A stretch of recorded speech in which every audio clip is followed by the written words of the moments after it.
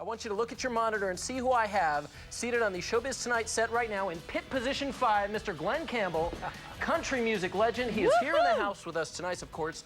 Tomorrow night, he's being inducted into the Country Music Hall of Fame at the CMA Awards taking place here in New York City. So we're going to talk to Mr. Campbell. We're going to find out what it's like to be Glen Campbell, but also what it's like to be a Beach Boy. Believe it or not, he was a Beach Boy, kind of, and not for Halloween. I'll explain in just a few minutes. And the Hall of Fame, very well deserved. He is a talented guy. It is time for a Showbiz sit-down with legendary country music star Glen Campbell. He has released 70 albums. He's sold more than 45 million of them, charted 75 times. Of course, you know the songs, Rhinestone Cowboy, By the Time I Get to Phoenix, Southern Nights among them. Well, tomorrow, Glen Campbell's going to be inducted into the Country Music Hall of Fame at the CMA Country Awards. And Glen Campbell joins us live in New York City. It's a pleasure to meet you, have you on the program. Nice to meet you.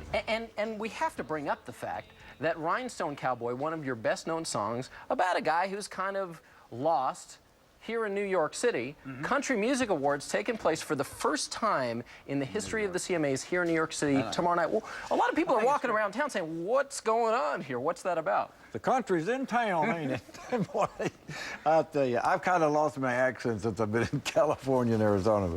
But there's some funny guys out there. And the fact that the CMA Awards are here in New York City, not really known as a country town. What do you make of that? First, I think it's fabulous, you know. I think the more we integrate music, the better the music's going to be. And a lot of people certainly are familiar with all of your hits and the songs that you have done, but may not be aware of the fact that before you made it on your own as a big-time solo artist, you were one of the best-known session musicians out there, playing with big shots like Frank Sinatra and Elvis Presley and the Beach Boys. And in fact, as I mentioned a moment ago, you had a chance to tour with the Beach Boys. You played on some of their albums, but Brian Wilson actually couldn't be on tour for a couple of months, and you took his role over? It was an on and off occurring thing. I'd go out and do 2 or 3 dates with them, and then they're back in town. And it wasn't any long extended tours.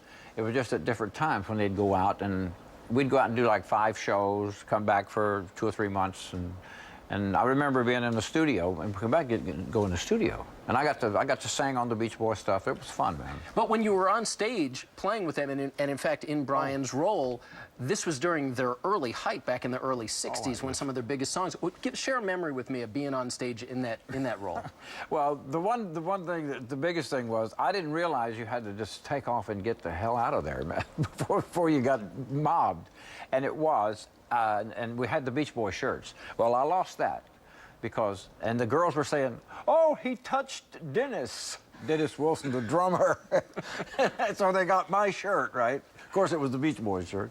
It was a connection proxy kind of a thing. Connection proxy, exactly. Dennis Wilson he had magnetism like Marlon Brando, man, or somebody like that. He was a rugged kind of a kid anyway, but he was a great drummer and a dear friend. And then, of course, as people got to know your name, you had your own TV show. So you had the big-time stars showing up to be on the Glen Campbell Goodtime Hour. That was fun. You had people from Lucille Ball to Eric Clapton to Ella Fitzgerald, Johnny Cash, of course, Ray Charles. Tell me one person who showed up on this program that we're taking a look at right now, who showed up to be on the show with you, and you said to yourself, oh my God, I can't believe I'm sitting next to this individual. Oh, was it John Wayne? Well, you tell me. How'd you feel when John Wayne showed up? Oh, you just knocked me out. Have you not seen this in a while? No, I hadn't. I have no clue who is a... But is there one person in particular who just blew you away to have on the show with you? Oh, Lucille Ball or somebody like that, you know. John Wayne, it blew me away to do that. Who was it? Oh, I was just asking you, just trying to get a feel for who you love being on there with. I have to ask you real quick because you're such a legend in the country music world. Things are expanding, things are growing in country music. A lot of experimentation and collaboration going on, from Tim McGraw with Nelly to things like Johnny Cash recording 9 Inch Nails a few years ago for that amazing album. What's your take on all of the collaborations and things of that nature that are happening now? I think it's marvelous.